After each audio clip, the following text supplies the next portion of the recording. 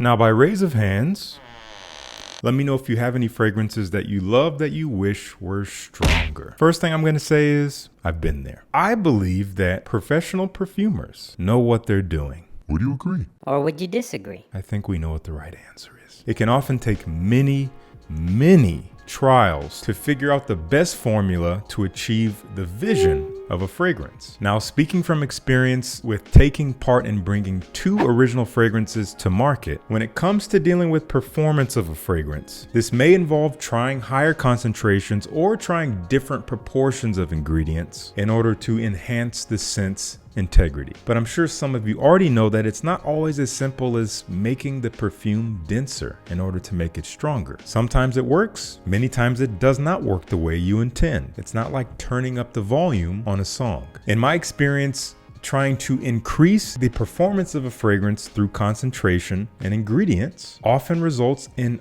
altering the scent altogether. It can literally not be the same fragrance. And even if it does change, making it more detectable does not always mean you're gonna like it more. There are many scent profiles that would be obnoxious if they were more pervasive or maybe even more long lasting. Now, I just got the brand new Cartier Pasha Noir Absolute. I've been really interested and intrigued to try this.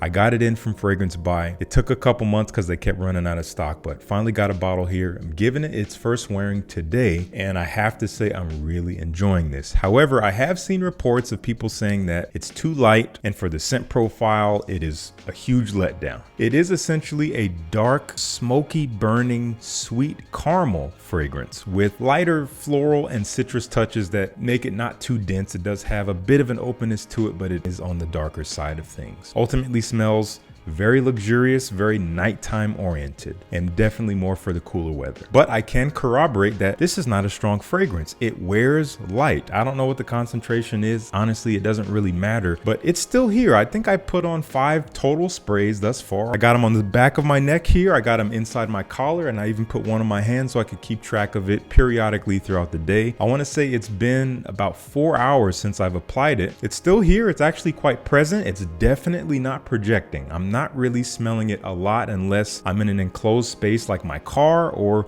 maybe every time I turn my head I'll get a whiff, but just sitting here, I'm not really smelling it, and that's okay. And here's why. As I just described this scent profile, dark, smoky, almost burning caramel, but again in a very luxurious way, very nuanced. I would not want this scent profile to be any stronger than it is. I don't want it to project more. I don't want it to be thicker or richer, because it could get really annoying and almost borderline disgusting if it was much stronger than the way it is. Now, I do feel like it's gonna last fine. I think I'll get at least 10 hours out of this, but again, it's gonna be light and lighter.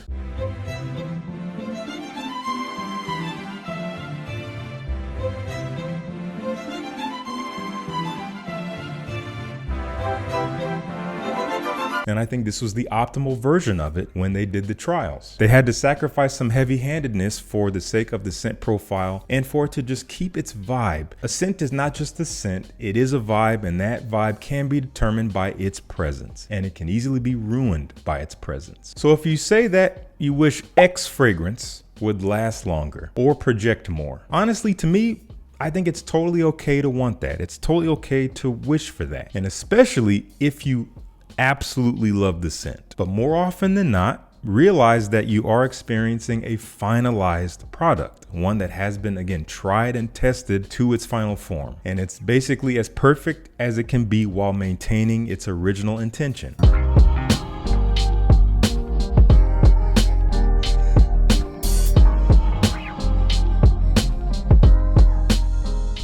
Can I say that is true for every single fragrance ever made that does not perform up to your expectations? No, but most of them, especially on the mainstream market, I would say yes. They put a lot of time and research into these fragrances, even though I don't care for all of them. But Cartier, I dig Cartier. I think that this hobby just becomes a whole lot easier when you accept fragrances for the way that they are, especially if you love the way they smell. I know some of you are going to have a problem with that statement because some of you say, well, brands are gypping us, they are ripping us off by making perfumes that don't last. The only way you can be gypped or ripped off as if you're paying money for them. You and I both know how easy it is for a blind buy to go wrong. And a lot of the time it has to do with the performance for a lot of people. It's not even the scent, which it should be. But most of the time the question I get on any fragrance in a comment is trying to decide between these two fragrances, which one lasts longer. What? So what I'm getting at is, I'm sure you can tell, sample first. Get a sample of a fragrance you're interested in. Spray it. I hope you love the smell, but if the performance is absolutely irreconcilable for you, skip it. Save your money. Don't get a full bottle. Just know that you tried it. Save yourself the headache and move on. The next good performing, special smelling fragrance is probably just around the corner. And spend time with the fragrances you already have. They miss you. Let me know what you think down in the comments, and thank you so much for tuning in. Peace. I'll see you in the next one.